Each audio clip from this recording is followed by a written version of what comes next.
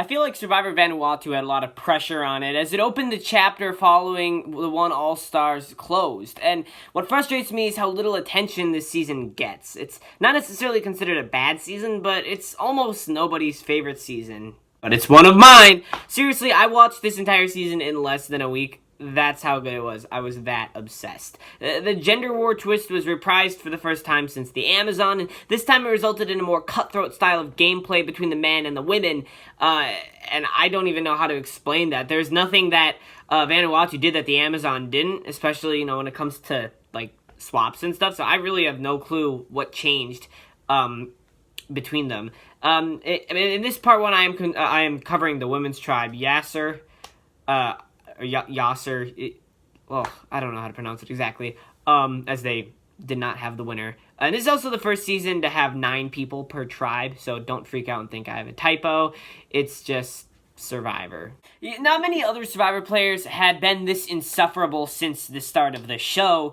Even in her confessionals, I could tell she seemed very almost bratty and entitled a little bit. And one thing about both tribes this season is that they do kind of split down age lines. That's kind of a trend that we've seen time and time again on Survivor, and it's no different here. And after Yasur's first tribal council in episode 2, these alliances were even 4-4, with Eliza, Lisa, Mia, and Julie on one side, and Twyla, Scout, Amy, and Leanne on the other. Then comes episode 3, where it is revealed that both tribes are going to council, and John K wins a special individual immunity, which he then later has the power to give to one of those women after LePevy finishes their council. There was a lot of tension between these two sides of Yasur, and Mia had started a fight with Twyla because her tough working attitude around camp was making the other women a detriment to the tribe, which, yeah, that's how that works. If people are working harder than you, by contrast, you are not helping your tribe as much. John K does end up giving immunity to Twyla, which probably would have just resulted in a tie anyways. I don't really think Twyla was in a position to go at this point.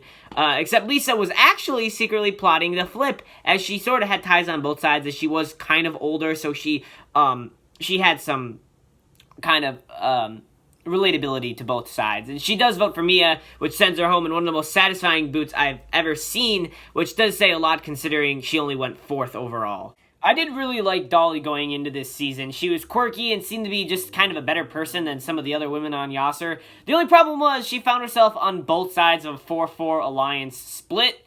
Usually this is a good thing if you're someone like Lil, but this is Dolly, and Dolly is a lot more indecisive, and pulled what I call a Christie, where you can't choose who to side with, so a concerned Eliza jumped ship to the older women, and they all voted Dolly out. It is really sad, because, it wasn't even, Christie just seemed indifferent in the Amazon. She's like, oh, well, I don't know who I'm going to vote for. With Dolly, it was like she just couldn't pick a side. It wasn't that she was necessarily, indifferent. She was just, severely indecisive and was kind of freaking out. Lisa found herself in a pretty good spot at the beginning of the season as she teamed up with the Young Guns, but as she wasn't older herself, as I already said, she had some favor with the likes of Twyla and Scout. She sticks with her alliance in episode 2 to vote for Leanne, which doesn't end well, and she makes a smart decision to flip on her alliance, sort of swapping places with Eliza. From here, she makes it to the swap in episode 5, where, in the Amazon, the tribes integrate the opposite gender into each other's camps. She does make it through the first post-swap tribal council, looking good with the majority of the tribe, until she makes a slip-up a few days later in one of the most bizarre ways someone has gone yet. It's a typical day at Yasur camp when Amy sets off to head to the water well, which Lisa asks her where it is, in her own words, just in case anything happens. And granted, there could be several explanations for what Lisa meant by this, but looking back, it was reasonable for Amy to be freaked out, and she does rally the rest of the tribe to turn on Lisa. She manages to get out to get all but Scout to vote for Lisa, and her torch was extinguished that night. She already kind of resolved the problem with Amy. It kind of gave this a little bit of almost like an evil look to Amy, because it did look like they had patched things up and, addressed the misunderstanding, and Amy was just like, alright, cool, but whatever, I'm voting you out still. Now this is where the rubber hits the road for this list. The first 3 players on Yasur, who were also unsurprisingly the first 3 original Yasur to go, were kind of meh as players and or underrated. Well, now we have Amy Cusack at dead last of the good players, and not because she played the worst of the 6, arguably she may have played the best, with some people even comparing her gameplay to that of Boston Rob's, which I still only a little bit get, in the sense that they were great villains, but it's just her attitude and aggression when playing that was a big turnoff for me. She ran a tight alliance in both pre- and post-swap Yasur, with her targets almost always going home. This trend did seem to continue at the merge as the remaining Lepevi vanished from the island one by one. This is great and all, but she sometimes came across as whiny and maybe a little petty, especially with the whole Lisa incident. And then came the insurrection of the bottom of the pecking order in episode 11 when Lisa flipped again on the majority alliance, and this time along with Scout and Twyla to have a shot against the younger women who were running the game from day one. This knocked Amy off her throne very quickly, with Center scrambling to save her hide at the final 6, trying to swing Eliza back on her side, but there was no use and she was voted out anyways. Leanne was sort of Amy's right-hand woman, so to speak, and the only reason I'm putting Leanne above Amy is because, sure, she may not have played as good of a game, but she was at least a lot more likable than Amy. And she was also the only other woman to be, the only other younger woman to be aligned with the older women alliance of Yasur. I feel like Leanne was sort of under-edited because she was never in a position to go for, the entire pre-merge phase, save for, the first time they went to Tribal where she caught a few votes. Because her alliance was always in the majority, and there were other members of said alliance that annoyed and frustrated everyone way worse than her. She sort of just sailed all the way past the first 3 merge boots until the aforementioned alliance flip that gave Chris, the last remaining Lepevi, the salvation he desperately needed. Amy had immunity, and the new majority alliance of Chris, Twyla, Scout, and Eliza figured Leanne was closer to Amy than Julie, so they all voted out Leanne in one of the best blindsides I think I've ever seen on Survivor and likely will ever see. And hey, there's nothing wrong with Leanne. She was a good player and had a mature and level-headed outlook on the game, but when the Yasurs were just sort of steamrolling Lepevi at the merge, it was kind of nice to see a break from the routine, a little change of nuance of the season. The love interest of Jeff Probst himself. Julie started off as one of the more likable young women on Yasur. She wasn't targeted early on as much as Mia or Eliza were. She stayed strong throughout the pre-swap despite losing 2 of her allies, and was luckily switched to Lepevi along with Twyla at the swap, where they won immunity twice in a row. Once they lost immunity at the final 11, it was reasonable to think that either Twyla or Julie would go, and considering Twyla's sudden bond with Sarge, Julie might have been a little worried that it was her to go. Yet, as it turns out, the male majority alliance actually favored the new women than the remnants of the Lepevi outsiders, and kept the 2 ladies safe to the merge, which may not have been the smartest ideas if they kept John K. They would have had 1 extra member, and Yasur would have 1 less. Either way, Julie continued to sit pretty as the Lepevi were getting slaughtered, which was sad to see as she had formed some bond with Chris. Naturally, she was the last target of the Twyla, Scout, Eliza, and Chris alliance. I think there's a name to it. I should probably have looked that up.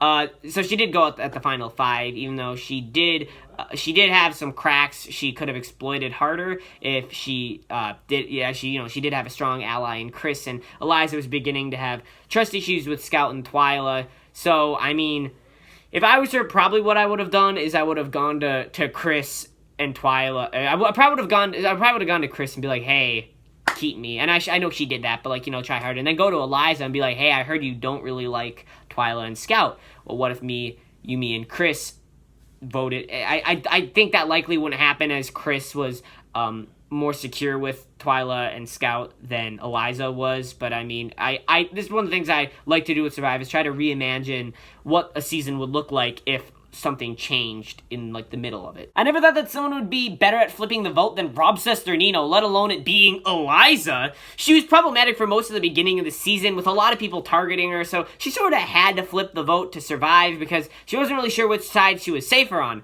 Rob Cesternino flipped the vote because he realized that his allies weren't actually that much on his side, but Eliza just constantly jumped between sides because she was paranoid on who to trust in the first place. Eliza, this strategy, if you can even call it that, did manage to keep her safe through the merge, and we do have to credit her with that, even though she didn't really trust anyone for a long time. She did stick with the women for the first 3 votes of the merge because, hey, at least a little pagonging keeps her safe just 1 more day at a time, right?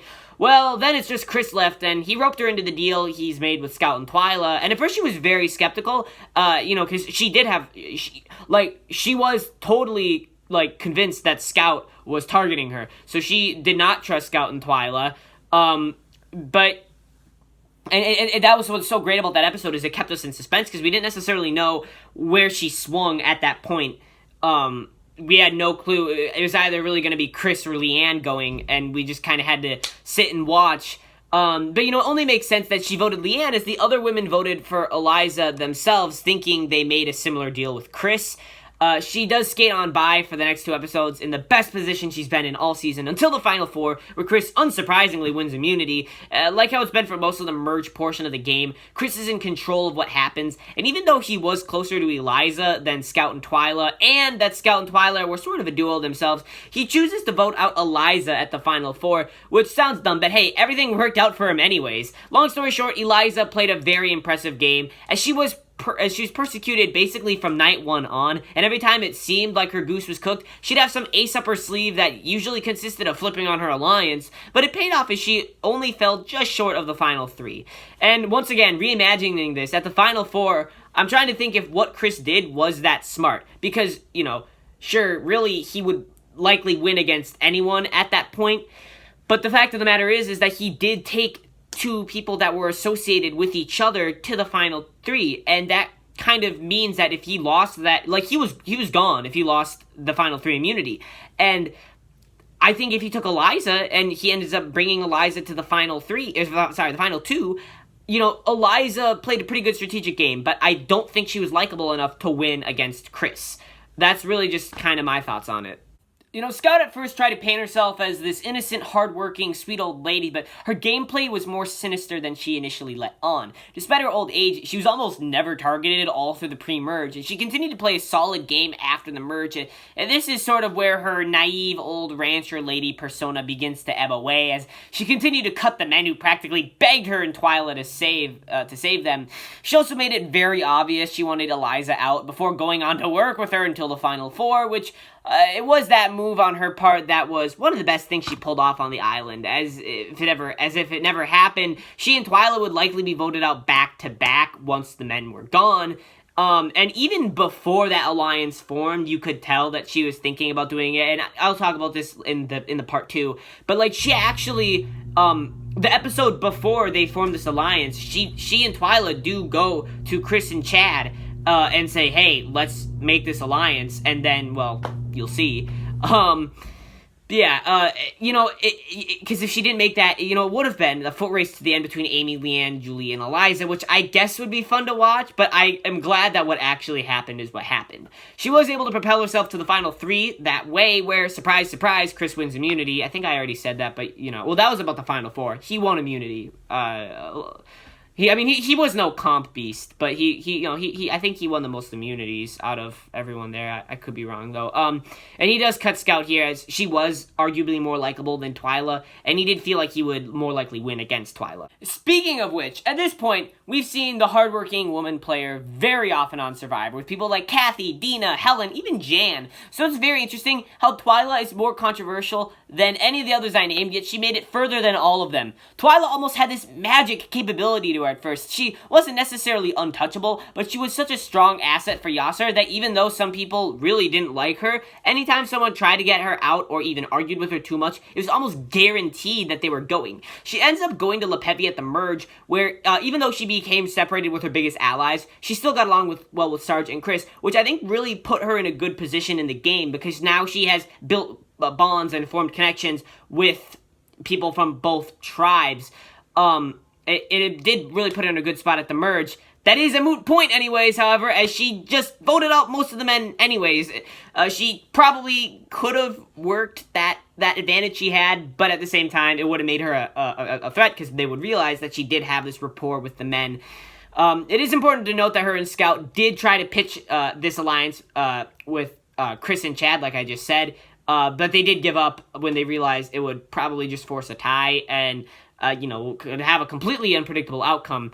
As it has been mentioned in almost every entry in this video, Twyla does sail to the final tribal council, thanks mostly to that flip at the final 7, That is, I'm pretty sure it's been brought up in like almost every single section in this video. And she does lose the million to Chris in one of the most understandable finale results I've seen yet. And yet, sure, Twyla did play a better game than than a lot of the previous runner-ups, even some winners, if you ask me. But she did catch a lot of flack from the jury when she swore a deal with someone on her son's life, and then proceeded to break the deal. And like, you know, that's the game. You lie in this game. I don't think there are many Survivor winners that made it to the end without telling a single lie.